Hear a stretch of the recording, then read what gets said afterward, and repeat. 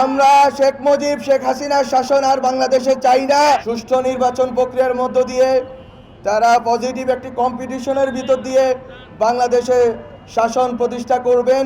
বাংলাদেশ বিরোধী আওয়ামী লীগ ফ্যাসিবাদীদের কোনোভাবেই নির্বাচনে অংশগ্রহণ করতে দেওয়া হবে না।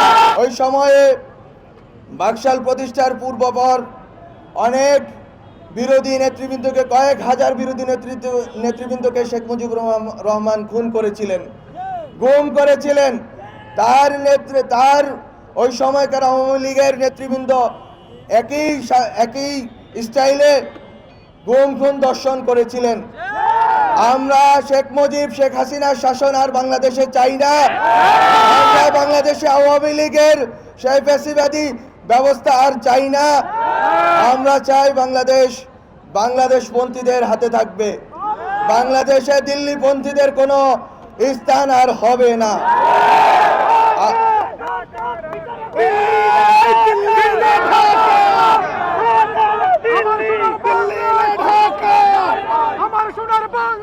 আমরা বলেছি বিএনপি জামাত নির্বিশেষে যত রাজনৈতিক দল আছে, ছাত্র সংগঠন আছে, ছাত্ররা আছে, শ্রমিক, নারী, আলেম ওলামা আছেন, সবাই যারা বাংলাদেশপন্থী তারাই বাংলাদেশে থাকবেন এবং এই বাংলাদেশে সুষ্ঠু নির্বাচন প্রক্রিয়ার মধ্য দিয়ে তারা পজিটিভ একটি কম্পিটিশনের ভিতর দিয়ে বাংলাদেশে শাসন প্রতিষ্ঠা করবেন।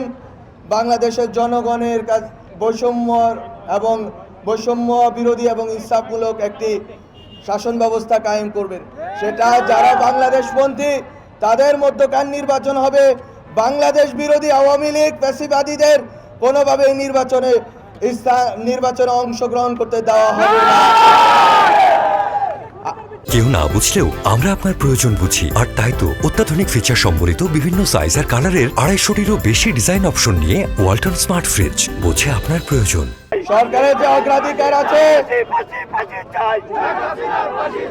সরকারের অগ্রাধিকার রয়েছে খুনিদের বিচার করা, গুম খুনের দর্শনের বিচার করা এবং সংস্কার করা, এবং অবশ্যই সকল বাংলাদেশপন্থী রাজনৈতিক দলগুলোর অংশগ্রহণ একটি সুষ্ঠু নির্বাচন উপহার দেওয়া বাংলাদেশকে। গত 16 বছরে যেটা সম্ভব হয়নি। আমি আজিগঞ্জবাসীকে আবারও ধন্যবাদ জানিয়ে সরকারের সাথে এবং বাংলাদেশের জনগণের এই দীর্ঘ লড়াইয়ের সাথে ঐক্যবদ্ধভাবে অবস্থান নেওয়ার এবং যখন ডাক পড়বে আবারও রাজপথে নেমে আসার জন্য আহ্বান জানিয়ে সবাইকে ধন্যবাদ জানিয়ে শেষ করছি। আসসালামু আলাইকুম।